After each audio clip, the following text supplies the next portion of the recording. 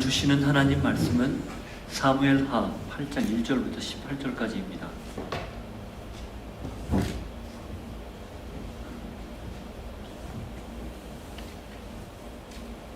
같이 읽겠습니다.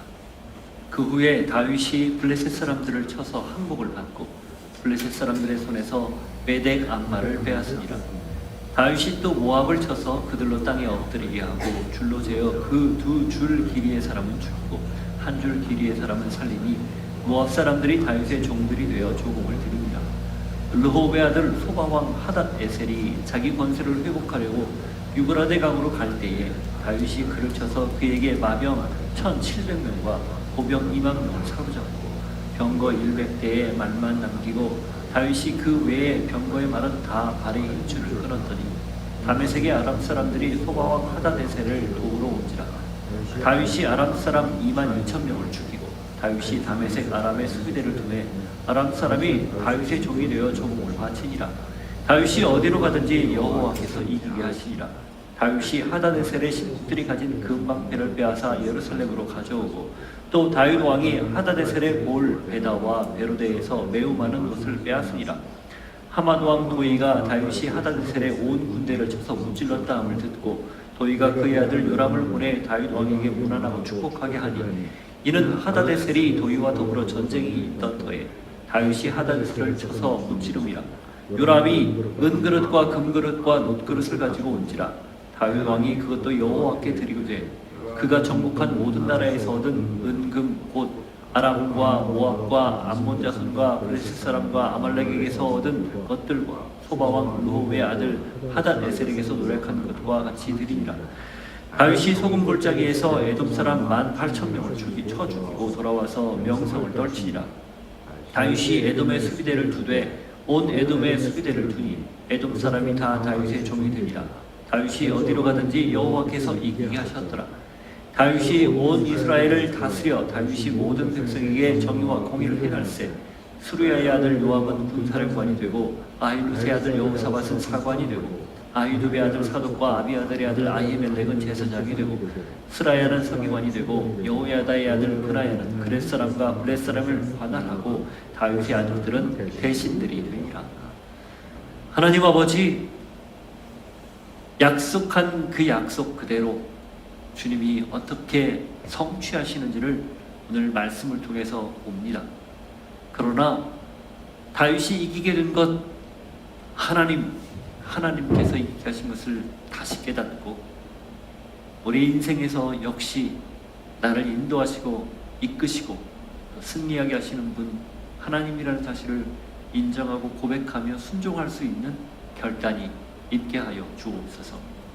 예수님 이름으로 기도하옵나이다. 아멘. 사무엘서는 물론 구약 전체에서 굉장히 중요한 또 중요한 내용 중 하나가 여러 개가 있겠지만 바로 지난 시간에 두 번에 걸쳐서 봤던 사무엘하 7장의 이 다윗 언약입니다. 하나님이 언약을 주고 그 언약에 따라 다윗이 하나님께 감사 기도를 드렸던 내용이죠. 이것은 출애굽기 19장에 나오는 모세와 하나님이 맺었던 이스라엘 전체를 대표하는 모세, 그리고 하나님이 언약 관계로 나는 너의 하나님이 되고 너희는 내 백성이 될 것이다 했던 그 신의 산 언약, 그 언약을 새롭게 갱신이라는 표현보다 더 정확한 표현은 대체입니다. 대체하는 언약입니다. 다윗 언약이죠. 신의 산 언약이 십계명을 중심으로 한 하나님과 이스라엘 백성 사이에 어떻게 관계를 맺고 어떤 방식으로 살아갈 것인지에 대한 이야기들을, 그리고 어떻게 교제할 것인가에 대한 이야기들을 나눈 거라면 이 다윗 언약은 그걸 바탕으로, 그 기본을 바탕으로 하나님의 나라가 어떻게 확장될 것인가, 또 그 나라가 어떻게 횡으로는 다른 나라들로 확장될 것인가, 그리고 종으로는 다음 세대로 확장될 것인가를 약속하는 내용입니다. 신의 산 언약이 이스라엘에게 국한된 그리고 그걸 믿는 사람들에게 국한된 그런 약속이라면 다윗 언약은 그 국한된 내용을 펼쳐서 사도행전 1장 8절에 나오는 말씀처럼 땅끝까지 복음이 펼쳐지는 것, 그리고 다음 세대로 복음이 이어지는 것, 이걸 말하는 그런 대체라는 거죠. 특별히 오늘 말씀은 이 다윗에게 하나님이 언약을 주시고 그 언약의 결과 가나안 땅에 국한됐던 이스라엘의 영토가 아브라함과 했던 약속, 애굽 강에서부터 유프라데 강까지 상당히 넓은 지역이거든요. 지금으로 보면 애굽 그 지중해 연안에 이렇게 내려가다가 니은자를 이렇게 꺾이는 그 부분, 그 어귀부터 저 북쪽 다마스커스 다시 터키 쪽으로 꺾이는 부분, 그러니까 지중해 이렇게 위에서 아래, 북에서 남으로 내려오는 그 부분 거의 대부분 일대를 동쪽으로는 유브라데스 강까지 그렇게 확장하는 그 모습을, 그게 아브라함과 했던 약속인데 그걸 지금 이제 다 차지하는 그런 모습을 담고 있습니다. 그래서 그에 걸맞게 다윗이 어디로 가든지 여호와께서 이기게 하시니라 라는 표현을 2번이나 연거푸 사용하면서 하나님의 약속이 실질적으로 영토 확장으로 나타나고 있다라는 걸 지금 보여주는 거죠. 그걸 강조하는 거예요. 그렇지만 이 기가 막힌 약속의 확장 속에, 이 약속의 실현 속에 우리가 꼭 놓치지 않아야 될 부분이 있습니다. 사실은 오늘 이 8장에 나오는 이웃, 다른 족속, 다른 나라를 공격해서 그리고 평정하는 이 과정 속에 하나님의 뜻에 맞는 지역을 차지하는 것도 있지만 하나님이 굳이 말씀하지 않았는데도 불구하고 또 어떻게 보면 먼 형제 국가였던 나라들까지도 굉장히 무차별적으로 정복하는 이 과정이 동일하게 서술되고 있기 때문이에요. 하나님이 과연 거기까지의 외연 확장을 원하셨을까? 라는 의구심 때문입니다. 그 말은 곧 하나님이 분명히 다윗에게 어디로 가든지 함께하고 이기게 하고 내 이름을 세상에서 가장 존귀한 자의 이름같이 만들어주겠다 약속했지만 그 안에 다윗의 개인적인 사심이 들어가지 않았나, 야망이 섞이지 않았나라는 의구심입니다. 그래서 오늘은 이 본문이 그냥 단순히 전통적으로 하나님이 복을 주시면 이렇게 우리가 외연의 확장과 여러 가지 큰 복들을 받는다라고만 해석한 거에 한번 좀 고민을 해보고 싶은 마음이 생긴 거예요. 과연 그럴까? 그래서 이 7장을 중심으로 8장, 9장, 10장까지가 다윗이 이후에 영토를 확장하고 또 세력을 크게 떨치는, 그리고 이 무비우셋을 돌보는 그런 내용을 통해서 다윗이 사울과의 약속, 요나단과의 약속도 지키는 이런 여러 가지 모습들을 보이지만 엄밀히 보면 7장이 피크고요. 7장까지 쭉 상승 곡선을 탔다면 8장부터 조짐이 보이기 시작하는 거예요. 어떤 조짐? 11장의 바세바 사건, 그리고 그 위에 벌어지는 압살롬의 반역과 도피 생활. 계속해서 떨어지는 조짐이 사실은 보이는 거예요. 그게 오늘 본문에 구체적으로는 드러나지 않지만 약간 좀 고민을 하고 들여다보면 보인다는 사실입니다. 하나님이 이기게 한 게 분명하지만 다윗 역시 약간의 개인적인, 인간적인 욕심과 개인적인 욕심의 틈을 보이고 있다는 거예요. 따라서 우리는 이 말씀을 통해서 지금 현재를 사는 우리가 하나님이 무엇을 원하시는지, 과연 우리의 신앙의 본질, 신앙의 더 깊은 내면의 중심은 어떠해야 되는지를 좀 생각해 보려고 합니다. 다윗이 제일 먼저 블레셋을 정복을 합니다. 1절 한번 같이 읽겠습니다. 그 후에 다윗이 블레셋 사람을 쳐서 항복을 받고 블레셋 사람들의 손에서 메덱 암마를 빼앗으니라. 자, 본격적인 얘기를 시작하기 전에 여기 그 후에라는 말을 한번 좀 생각을 해보려고 합니다.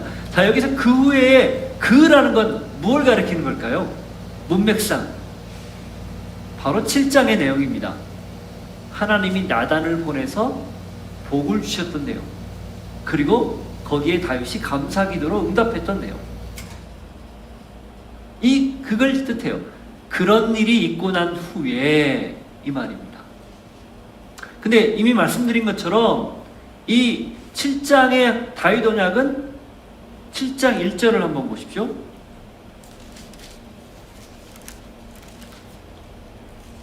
여호와께서 주위의 모든 원수를 무찌르사 왕으로 궁에 평안히 살게 하신 때에, 이렇게 돼 있거든요. 이걸로 봤을 때 물론 이 8장에 다 모아서 서술해 놓은 다윗의 정복기, 전쟁기, 여기 나오는 내용 전체가 7장보다 앞서지는 않을 거예요. 부분적으로 7장보다 앞선 내용도 있고 7장보다 뒤에 있던 내용도 있을 겁니다. 그런데 의도가 뭔가, 이 사무엘서 기자의 의도는 하나님이 그렇게 나단을 통해 복을 주신 그 내용이, 그걸 근거로 8장에 이런 일들이 착착 이루어졌다, 이걸 말하는 거예요. 따라서 이 그 후에라는 말은요, 단지 여기 1절 블레셋 땅을 정복했다, 메대감마를 정복했다, 얻었다 라는 내용에만 국한되지 않고 8장 전체, 그리고 이어서 10장까지의 내용을 아우르는 표현입니다. 그러니까 7장에 있었던 약속이, 그 약속 때문에 그걸 근거로 8장, 9장, 10장의 외연 확장으로 그 약속의 성취로 나타났다, 그걸 강조하려는 의도가 이 안에 담겨 있는 거예요. 모압, 소바, 에돔, 암몬, 블레셋, 그리고 하맛, 시돈, 그 다음 뒤에도 나오죠. 아말렉도 나왔죠. 따지고 보면 이 블레셋을 유시로 해서 남서쪽에서 남쪽으로, 남동쪽으로, 동쪽으로, 동북쪽으로, 북쪽으로, 이 지중해 쪽 빼고 전부 다 평정하는 거예요. 그 기록을 일부러 하는 겁니다. 결국 하나님의 약속이 반드시 성취된다, 그걸 강조하는 거예요. 여러분, 우리가 이 성경을 구약, 신약이라고 불러요. Old Testament, New Testament. 이 약속이라고 부르는 거예요. 성경의 다른 말이 약속인 거죠. 왜 약속이라는 표현을 썼을까요? 그러니까 바이블이라고 하면 되는데 그 안에 왜 그걸 약속, 과거 약속, 지금의 약속, 새로운 약속이라는 표현을 썼을까요? 하나님의 말씀 자체가 한마디로 표현하면 약속이기 때문이에요. 다른 말로 언약이기 때문이에요. 말씀으로 가르쳐준 약속. 그러면 우리는 무엇을 신앙하는 겁니까? 무엇을 믿는 거예요? 본질적으로 하나님을 믿죠. 그럼 하나님의 무엇을 믿는 거예요? 약속을 믿는 거예요. 그게 신앙이에요. 근데 신앙은 내가 가지고 있는 어떤 신념도, 어떤 내 가지고 있는 경험에 따른 어떤 체계, 그 어떤 내가 만든 이론도 아니에요. 단순합니다. 아주 명백해요. 하나님의 이 약속의 말씀, 이걸 믿는 거예요. 이 사무엘 기자가 그걸 의도적으로 지금 표현하고 있는 겁니다. 다윗 약속했지? 그 약속 따라 이루어졌어. 그 말은 곧 너희들이 이 기록을 읽고 있니? 그러면 이 기록 그대로 이루어진 것도 읽어. 약속이 성취된 걸 읽으란 말이야. 그리고 그 다음 뭐예요? 믿으라는 거죠. 따르라는 거죠. 저는 여러분이 이 약속만큼, 분명하게 하나님이 우리에게 주신 이 약속만큼 전혀 의심하지 않고 믿고 따라갈 수 있기를 바랍니다. 하나님을 끝까지 놓치지 않고 붙드는 것, 약속을 붙드는 것, 그것이 우리 신앙의 전부라는 걸 기억할 수 있기를 바라요. 자, 그렇게 해서 그 후에라는 표현을 썼고, 자, 블레셋을 먼저 정복합니다. 블레셋은 대대로 이스라엘과 숙적이었어요. 출애굽 때부터 블레셋과의 전쟁을 피하려고 왕의 대로라고 불리는 지중해 연안길, 그 지중해 연안길을 따라가서 가나안으로 들어가면 되거든요. 근데 그 길목에 누가 있냐면 블레셋이 있었어요. 블레셋이 가나안을 기점으로 지중해 쪽, 서남 쪽에 있었거든요. 그러니 그 길을 피해서 남쪽으로 해서, 남동쪽으로 해서, 동쪽으로 해서 요단강을 건너 정복 루트를 찾은 거예요. 블레셋이 얼마나 강적이었으면, 얼마나 힘들게 했으면. 출애굽기 한번 보십시오. 출애굽기 13장 17절.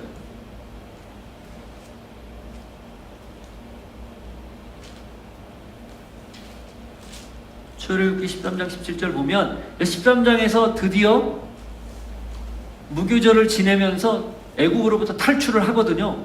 그때 17절에 이렇게 왜 홍해길로 가게 했는지 설명이 나와요. 바로가 백성을 보낸 후에 블레셋 사람의 땅의 길은 가까울지라도 하나님이 그들을 그 길로 인도하지 아니하셨으니 이는 하나님이 말씀하시기를 이 백성이 전쟁을 하게 되면 마음을 돌이켜 애굽으로 돌아갈까 하셨습니다. 자, 블레셋 사람의 땅의 길, 그게 바로 왕의 대로입니다. 지중해 길이에요. 쉽게 갈 수 있는 길. 거기로 가면 이 많은 무리도 아무리 천천히 가도 2주면 도착할 수 있는 길이 그 거리밖에 안 돼요. 근데 거기를 안 가고 홍해길로 해서 홍해를 가르고 건너서 시나이 반도로 해서 동쪽 하고 북쪽으로 올라가서 요단강 쪽으로 루트를 잡은 거죠. 왜 그래요? 거기 나오는 것처럼 전쟁. 블레셋이 쉽지 않은 그런 민족이었기 때문에 그렇게 했어요. 그뿐이에요? 그 이후 정복한 이후에 사사시대, 그 다음 특별히 사울시대, 계속 앙숙관계였습니다. 다윗이 오죽하면 사울을 피해서 블레셋으로 망명을 했겠어요. 사울이 다윗을 쫓다 블레셋으로 갔다고 하면 더 이상 추격할 방법이 없는 거예요. 그만큼 강력한 부족, 5개 성읍이 중심으로 된 강력한 부족이 블레셋이었거든요. 법궤를 빼앗긴 적도 있었죠. 그리고 길보아 전투 이후 사무엘상 31장에 사울이 전사했던 길보아 전투 이후 지금 다윗이 집권하자마자, 헤브론에서 왕이 되자마자 블레셋을 쳐서 어느 정도 뒤로 물리는데, 바로 블레셋을 쳤던 이유가 그 영향력 아래, 사울의 영향력 아래에 있었던 이스라엘을 제일 먼저 급하게 구원해야 될 것이 블레셋으로부터의 구원이었기 때문이에요. 지금 그런 상황이었거든요.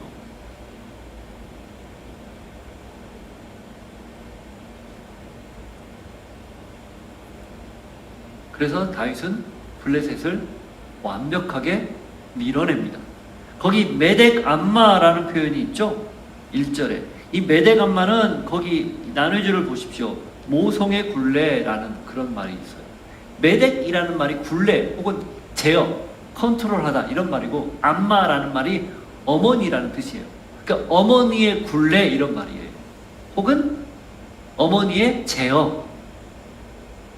그래서 이 똑같은 평행본문이 있거든요. 역대상 18장을 한번 가보십시오.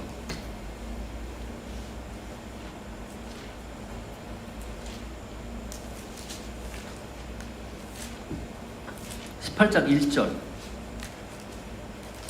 18장 전체가 이 사무엘하 7장하고 거의 내용이 같아요. 1절. 그 후에 다윗이 블레셋 사람들을 쳐서 항복을 받고 블레셋 사람들의 손에서 가드와 그 동네를 빼앗고. 어디요? 가드와 그 동네. 이 메덱 암마를 학자들이 가드라고 봅니다. 가드. 자, 가드 하면 떠오르는 게 있죠. 가드 왕 아기스, 아비멜렉 떠오르죠. 이 가드가 블레셋에 5개 성읍이 있거든요. 에그론, 가사. 그 가드가 5개 성읍 중에 맹주였던 실질적인 블레셋을 다스리는 왕이 거주하는 도시였고 가장 강한 도시였어요. 거기를 빼앗았다 그 말입니다. 근데 왜 하필 메덱 암마라는 표현을 썼을까? 그 성이 블레셋 전체를 컨트롤하는 컨트롤 타워 같은 역할을 했다 그 말이에요. 그러니 거기를 빼앗고 나머지 5성읍도 전부 다 물리쳤다. 그리고 실질적으로요, 이 일 후에 다윗이 블레셋을 점령한 후에 블레셋은 더 이상 역사에서 이스라엘을 괴롭히지 못합니다. 완전히 사라지고 말아요. 이스라엘의 일부로 병합된 것을 알 수 있어요. 18절 보세요. 여호야다의 아들 브나야는 그렛 사람과 블렛 사람을 관할하고 이렇게 되어 있죠. 이 그렛 사람은 크레타 섬이죠. 지중해 안에 있는 섬. 이 블렛 사람이 바로 블레셋 사람들의 후예들이라고 봅니다. 그 사람들이 다윗의 그 군대 조직 아래 들어와서 용병처럼 여기 브나야의 휘하에 편제가 되어 있는 것을 알 수 있는 거죠. 그렇게 그냥 사라지고 맙니다. 자, 앙숙이었던 블레셋을 이렇게 해서 다 물리쳐요. 그런데 이걸로 마치지 않죠. 동쪽으로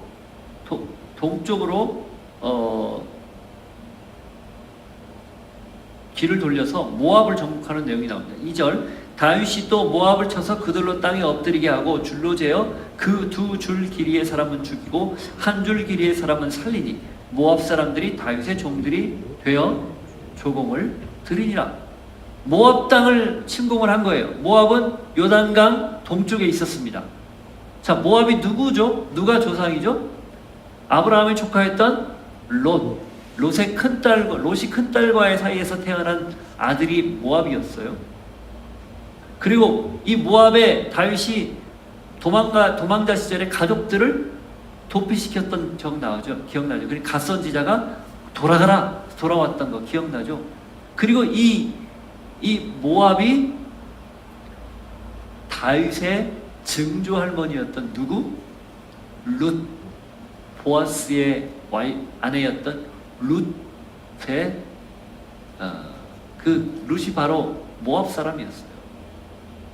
근데 그 모압을 가서 멸망을 시키는데 거기 2줄 길이의 사람은 죽이고 1줄 길이의 사람은 살렸다. 역시 나눠주가 있습니다. 2번 보세요. 또는 3분의 1은 죽이고 3분의 1은 살리니 이렇게 돼 있어요. 그러니까 줄을 재어서 2줄 길이의 사람, 장성한 사람이에요. 전투력이 있는 사람은 다 죽이고 1줄 길이의 사람은 살렸다는 거. 아직 작은 사람, 어린이들을 살렸다 그 말이에요. 근데 그걸 보니 3분의 2 정도가 죽어나간 거예요. 3분의 1은 살려주고. 근데 여기에서 제가 서두에 말씀드렸던 다윗이 지나치지 않았냐라는 이 뉘앙스, 느낌을 지울 수 없는 거예요. 왜냐하면 가나안 땅은 하나님이 여호수아를 통해서 정복할 때 진멸하라는 명령을 내렸어요. 왜 그랬습니까? 가나안 원주민 7부족이 있었죠. 그 가나안 원주민들과 이스라엘이 나중에 섞이게 되면 신앙의 본질, 하나님을 섬기는 그 하나님이 원래 원했던 하나님의 나라를 망가뜨리기 때문에 진멸하라는 명령을 내렸어요. 그리고 거기에 들어가서 12부족이 12지파가 자리를 잡고 딱 나라가 되었죠. 그러나 모압, 뒤에도 나오지만 에돔, 그런 나라들에 대해서는 진멸이라는 말도 쓰지도 않았고 이렇게 무자비하게 정복하라는 말이 안 나와요. 있었다면 기록했을 겁니다. 근데 다윗이 계산한 거죠. 아하, 다 어른들은 다 죽이고 아이들만 남겨놓고 그래서 조공을 받고 그래서 아무 힘을 쓰지 못하게끔 하겠다는 그런 계산을 한 거예요. 한 군데가 더 있어요. 13절 14절 보십시오. 다윗이 소금 골짜기에서 에돔 사람 18,000명을 쳐 죽이고 돌아와서 명성을 떨치니라. 다윗이 에돔의 수비대를 두되 온 에돔의 수비대를 두니 에돔 사람이 다 다윗의 종이 되니라. 다윗이 어디로 가든지 여호와께서 이기게 하시니라.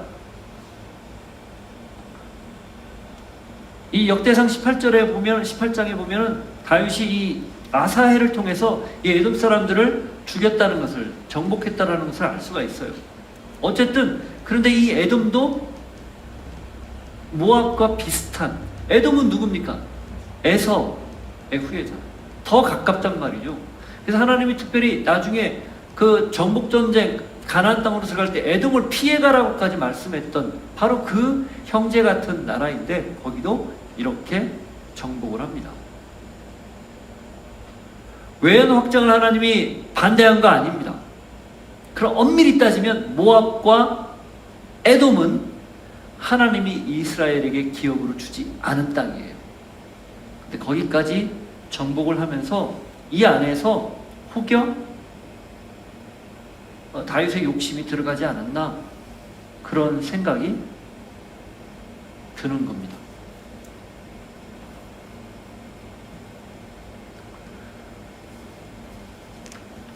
이렇게 해서 갈등 관계가 한쪽의 일방적인 어떤 지배로 끝나면 좋겠지만, 블레셋처럼 병합되면 좋겠지만 결코 그렇지 않았거든요.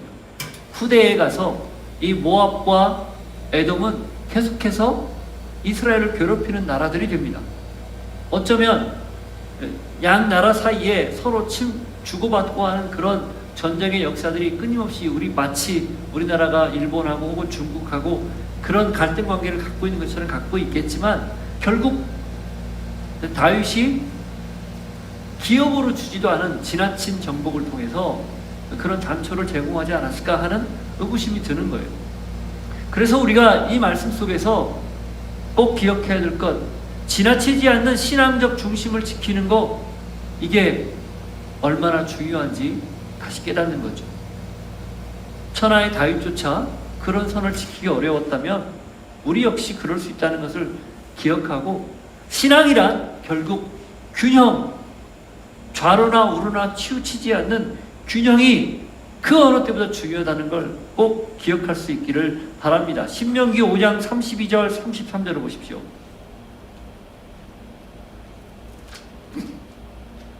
제가 읽겠습니다. 그런즉 너희 하나님 여호와께서 너희에게 명령하신 대로 너희는 삼가 행하여 좌로나 우로나 치우치지 말고 너희 하나님 여호와께서 너희에게 명령하신 모든 도를 행하라. 그리하면 너희가 살 것이요 복이 너희에게 있을 것이며 너희가 차지한 땅에서 너희의 날이 길리라. 좌로나 우로나 치우치지 말고 도를 행하라. 하나님이 원하시는 대로 살아라. 너의 뜻, 너의 생각을 가미하지 말아라. 거기다 교묘하게 섞지 말아라. 너의 야망을 하나님의 뜻인 양 포장하지 말아라.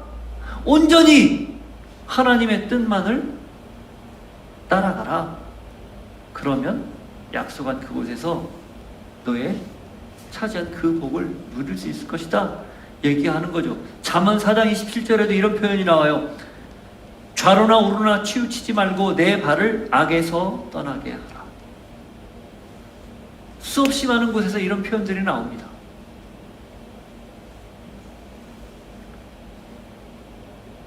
그래서 오늘 우리는 나의 삶의 동기를 점검해야 되고, 내가 과연 하나님의 뜻을 순전하게 따르는 그런 마음으로 신앙하고 있는가, 이걸 따져봐야 할 겁니다.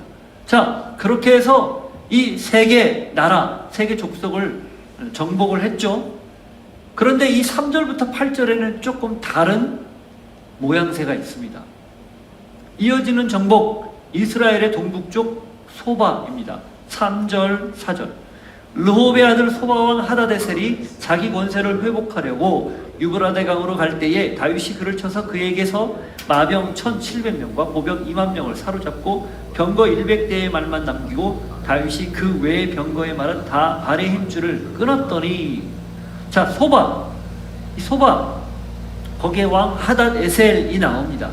사무엘상 14장 47절을 한번 보십시오. 오늘 성경을 많이 보는데 사무엘상 14장 47절. 사울이 정복하고 사울이 어느 정도 전쟁을 통해서 처음 아주 사울이 강력한 통치를 하고 있을 때에 있었던 기록이에요. 요약이에요. 47절. 사울이 이스라엘 왕위에 오른 후에 사방에 있는 모든 대적 곧 모압과 암몬 자손과 에돔과 소바의 왕들과 블레셋 사람들을 쳤는데 향하는 곳마다 이겼고, 거기에 보면 누가 나옵니까? 소바의 왕들이라고 되어 있어요. 이 소바 역시 여러 작은 도시들이 연합해서 모여있는 그런 형태의 국가였던 거죠.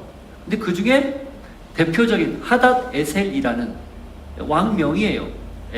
아비멜렉 하듯이 그 왕명인데, 그 사람 소바왕 하닷 에셀이 독립을 꾀한 겁니다. 사울이 그 땅을 가서 점령하고 어느 정도 영향력을 행사하고 있었는데 블레셋과의 전투에서 사울이 죽자 독립하려는, 영향력 아래에서 벗어나려는 그러한 움직임이 있었던 거예요. 그게 3절에 나오는 자기 권세를 회복하려고 라는 표현입니다. 그래서 어디로 간 거예요? 유프라데 강으로 갑니다. 그러니까 이스라엘로부터, 사울의 영향력으로부터 독립을 하려고 모종의 일을 도모를 한 거죠. 그걸 알고 다윗이 가서 이 하닷 에셀을 복속을 시킨 거예요. 이게 왜 중요한가? 아브라함과 약속했던 그 땅 경계이기 때문에 중요합니다. 하나님이 거기까지 너의 약속의 땅으로 내가 너에게 약속의 땅으로 준다.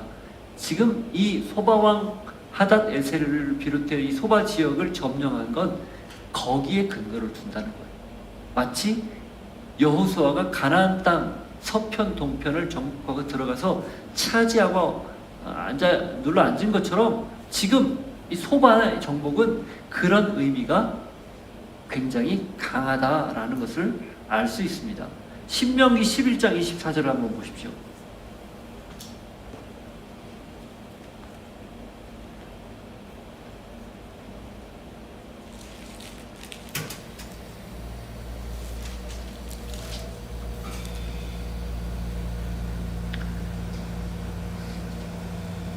이 13절부터 보면 여호와께서 그 모든 나라 백성을 너희 앞에서 다 쫓아내실 것이라. 너희가 너희보다 강대한 나라들을 차지할 것인즉 너희의 발바닥으로 밟는 곳은 다 너희의 소유가 되리니 너희의 경계는 곧 광야에서부터 레바논까지와 유브라데 강에서부터 서해까지입니다. 그러니까 강에서부터 레바논까지 남북 쪽을 얘기하고 동서쪽으로는 유브라데 강에서 서해까지, 대해, 지중해까지 그 경계거든요. 이게 창세기 15장에 보면 하나님이 아브라함과 약속했던 그 땅, 그 경계입니다.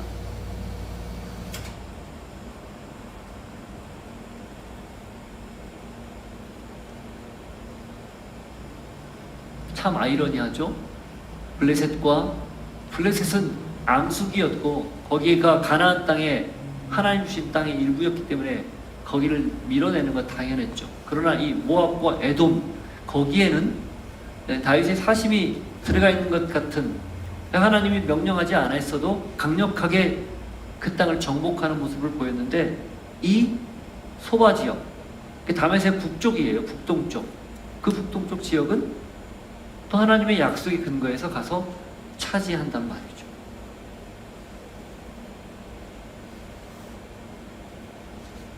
이 모함 속에 그러나 그는 하나님의 뜻을 수행하고 있는 것을 볼 수 있습니다.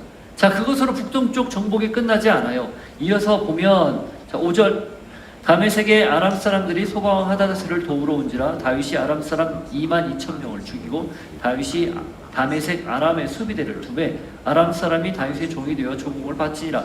다윗이 어디로 가든지 여호와께서 이기게 하시니라. 다윗이 하다데셀의 신복들이 가진 금방패를 빼앗아 예루살렘으로 가져오고 또 다윗 왕이 하다데셀의 고을 베다와 베로데에서 매우 많은 옷을 빼앗으니라. 이 에돔 사람, 아람 사람들이 소바를 도우러 온 거예요. 하닷 에셀을 도우러 온 거죠. 그 북쪽 지역에 사는 아람 족속, 이 다메섹이라고 하는 이 다메섹을 중심으로 있는 아람 사람들이 도우러 왔지만 다윗이 거기도 물리쳤다. 이 아람 사람에 대한 마지막 정복은 10장에 가면 나옵니다. 암몬을 정복하면서 아람도 정복을 하거든요. 그런 내용이 나오는데 결국 그걸 통해서 다메섹에 수비대를 둡니다. 수비대를 뒀다는 말은 거기까지 영토를 확장해서 통치하고 있었다, 다스리고 있었다, 그런 말이죠. 그리고 거기에 다윗이 어디로 가든지 여호와께서 이기게 했다는 표현이 아까 에돔과 관련돼서 나온 것처럼 2번 연거푸 나오는 그 중에 한 구절이 여기 나옵니다. 곧 이 전쟁이 특별히 이 소바왕 하닷에셀을 이기는 그 전쟁은 하나님의 주권 아래에 하나님이 승인하고 하나님이 역사한 그 내용이다라는 것을 강조하기 위함이었죠. 자, 여러분, 따라서 우리는 하나님의 뜻과 내 개인의 뜻 사이에서 우리가 어떻게 늘 하나님의 뜻을 따를 것인지에 대한 고민 끊임없이 해야 됩니다. 물론 모든 것이 합력해서 선을 이룬다라는 것들을 알고 있죠. 그럼에도 불구하고 우리는 하나님의 뜻에 내가 과연 부합하고 있는지, 따라가고 있는지를 늘 염두에 두어야 할 겁니다. 자, 그렇게 해서 정복을 하는데 이 다음은 조금 다른 양상을 보여요. 9절, 10절 한번 보시죠. 하맛 왕 도이가 다윗이 하닷에셀의 온 군대를 쳐서 무찔렀다 함을 듣고 도이가 그의 아들 요람을 보내 다윗 왕에게 문안하고 축복하게 하니 이는 하닷에셀이 도이와 더불어 전쟁이 있던 터에 다윗이 하닷에셀을 쳐서 무찌릅니다. 요람이 은그릇과 금그릇과 녹그릇을 가지고 온지라 다윗 왕이 그것도 여호와께 드리되 그가 정복한 모든 나라에서 얻은 은금 곧 아람과 모압과 암몬 자손과 블레셋 사람과 아말렉 사람에게서 얻은 것들과 소바 왕 르홉의 아들 하닷에셀에게서 노력한 것과 같이 드리니라. 거기 하맛 왕 도이는 아마도 소바의 하닷에셀하고 갈등 관계에 있었던 것 같아요.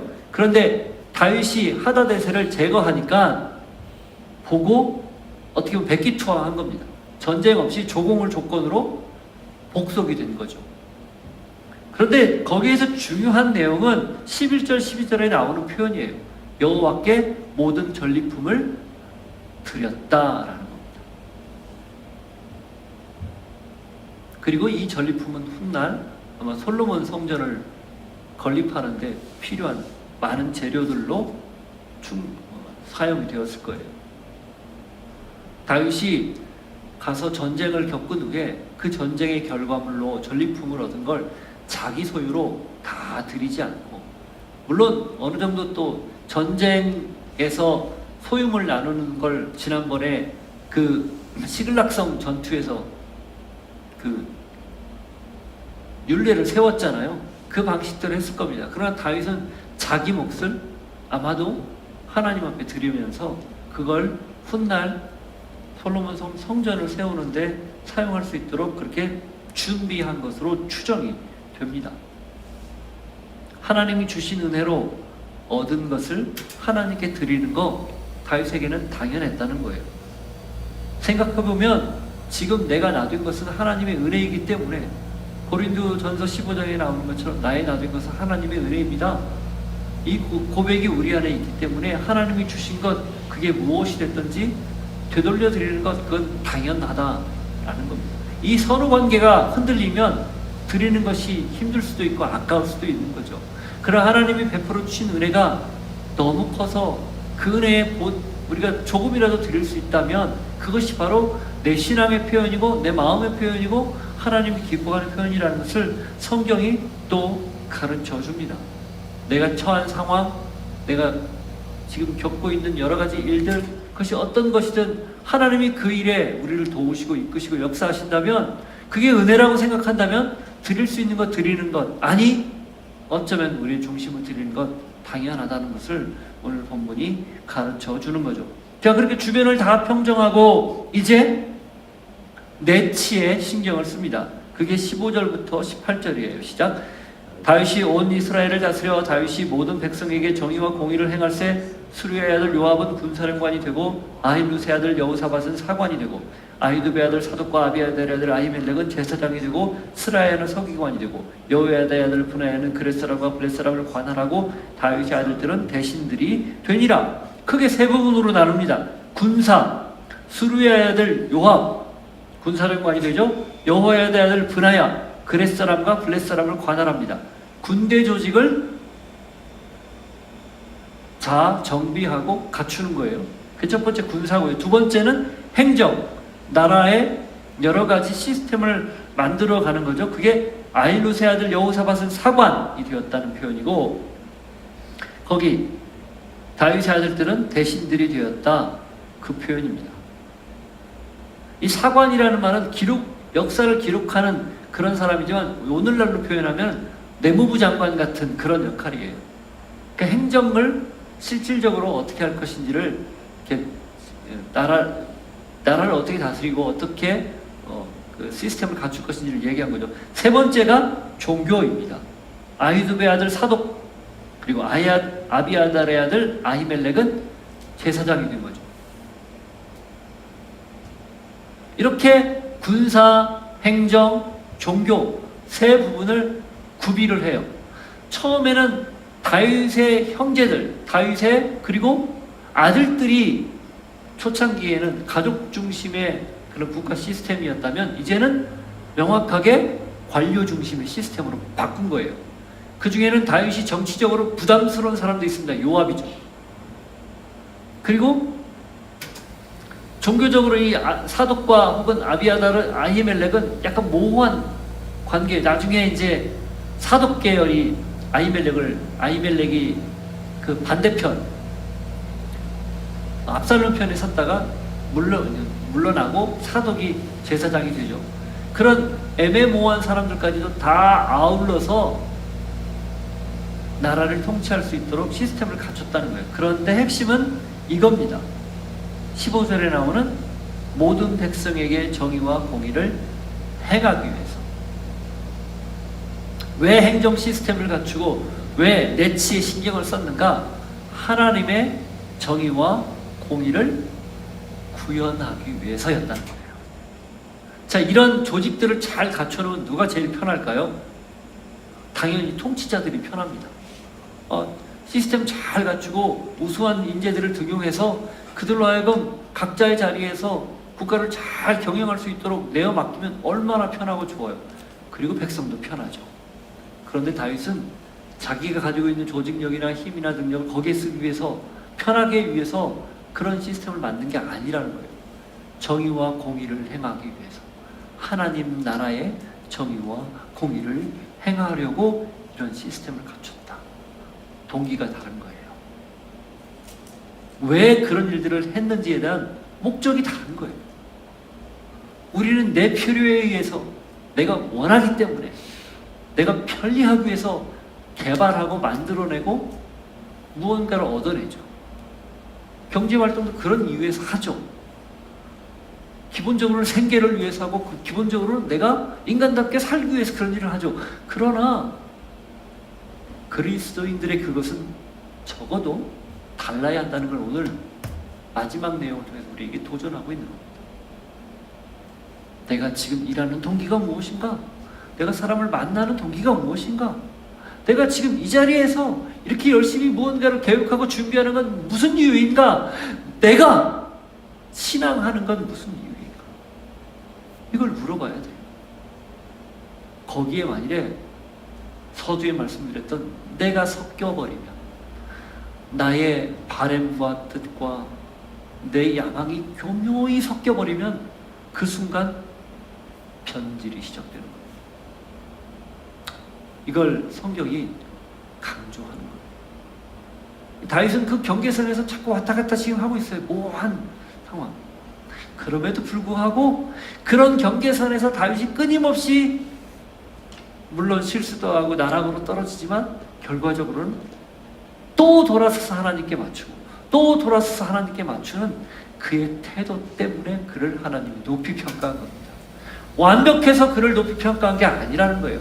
그런 한계가 있고 그런 약점이 있지만 그래서 그 경계를 모호하게 넘나들지만 넘나들m에도 불구하고 다시 돌아와 하나님 앞에, 다시 돌아와 주님 앞에, 다시 돌아와 본질 앞에 서기 때문에 그를 기뻐하신 겁니다. 저는 여러분에게도 그런 모습이 있기를 바랍니다. 그런 고백이 있기를 바랍니다. 같이 한번 기도합시다. 하나님 아버지, 그래요. 다윗에게 약속했던 그 약속이 외연으로 어떻게 확장되는지를 보여주기 위해 8장이 기록되고 9장, 10장이 기록된 걸 압니다. 그럼에도 다윗은 그 안에 자기가 가진 인간적인 욕심 혹은 야망, 이것들이 교묘히 섞여서 어쩌면 지나칠 만큼 그래도 될까라고 싶을 만큼 과하게 정복하거나 혹은 하나님 뜻과는 무관한 일에 서 있었던 걸 봅니다. 그럼에도 불구하고 그의 마음은 다시 돌이켜 하나님의 정의와 공의를 행하기 위해서 내치를 다지는 모습을 통해 또 하나님 앞에 다시 맞추고 본질 앞에 다시 서고 복음 앞에 다시 서고 말씀 앞에 다시 서는 그러한 모습들을 보이는 것 오늘 우리가 보았습니다. 주님, 우리도 그렇게 되게 해주십시오. 주님, 우리도 그런 사람들 되게 해주십시오. 같이 한번 기도합시다. 하나님 아버지, 우리는 늘 애매한 경계선에서 모호하게 하나님의 뜻과 내 뜻 사이를 넘나듭니다. 그리고 스스로 이렇게 이야기하죠. 이건 하나님의 뜻이야. 내 안에, 내 마음속 깊은 곳에 내 바람이, 내 생각이 분명히 있음에도 불구하고 겉으로는 아닌 척하는 것, 그게 우리네입니다. 그게 저희들의 약점이고 연약한 부분입니다. 주님, 그럼에도 오늘 우리가 말씀 앞에 서서 다시 하나님의 음성을 듣는 것, 그래도 그 말씀을 통해 다시 아하, 아니었구나, 나의 본질이 그게 아니었구나, 나의 본질이 잘못되었구나, 내 본성이 하나님의 뜻과 무관한 일이었구나라는 걸 깨닫고 돌아오는 그 돌이키는 마음을 주님이 주실 것이고 또 그렇게 우리를 살도록 도전하시기 때문입니다. 바라기는 주님, 그 경계선을 넘나들다가도 주님이 말씀하시면, 말씀을 듣고 깨달으면, 읽고 깨달으면 그 순간 돌이켜 주님의 뜻대로 살아가기를 다시 결단하고 하나님, 나를 긍휼히 여겨주십시오. 나를 불쌍히 여겨주십시오. 말하며 엎드리며 회개하며 돌아올 수 있는 하나님의 사람들 모두가 되게 하여 주옵소서. 하나님, 오늘 주신 말씀, 나의 연약함 때문에 교묘히 내 뜻이 섞여 있는 그런 모습이 있을 수 있다는 것 인정하고 주님 앞에 겸손한 저희 되게 하옵소서. 주님, 하나님이 주신 은혜는 우리가 그 무엇으로도 다 되갚을 수 없다는 걸 알기에 내 것을 기꺼이 즐겁게 드릴 수 있는 우리 되게 하여 주옵소서. 경계선을 넘나들다가도 주님의 말씀이 보이면, 주님의 뜻이 보이고 깨달아지면 돌이켜 다시 주님께로 돌아올 수 있는 그 복원력, 회복력, 하나님을 향해 달려갈 수 있는 마음 오늘도 우리에게 주옵소서. 그래서 주님의 마음에 합한 사람, 바로 내가 되어 주님 기쁘게 드리는 하나님의 사람들 모두가 되게 하여 주옵소서. 예수님 이름으로 기도하옵나이다. 아멘. 우리 자리에서 일어서 함께 고백합니다. 주의 영광 이곳에 가득해. 우린 선의 주님과 함께 자랑하며 우리는 전진하리. 모든 열방 주 볼 때까지. 모든 열방이 주님을 보는 그날까지 주님의 영광을 마음껏 드러내는 그런 인생 되게 하여 주옵소서. 주님이 주신 은혜에 기억하고 감사하며 물질을 구별하고 우리의 마음을 구별하고 시간을, 우리의 재능을, 우리의 삶을 구별하여 드려오니 기쁘게 받으시고 주님이 원하는 그곳에 생명을 살리고 죽은 자들을 되살리는 그 일에 마음껏 사용하여 주옵소서. 지금은 예수 그리스도의 은혜와 하나님 아버지의 사랑과 성령님의 교통하심이 늘 경계선을 넘나들지만 말씀으로 깨달을 때 다시 하나님께로 달려갑니다. 주님, 나를 받아 주옵소서. 나도 주님의 마음에 합한 사람 되어 살기를 원합니다. 결단하고 고백하는 주의 백성들 머리 위에 삶의 자리에 함께 하시기를 축원하옵나이다. 아멘. 아멘.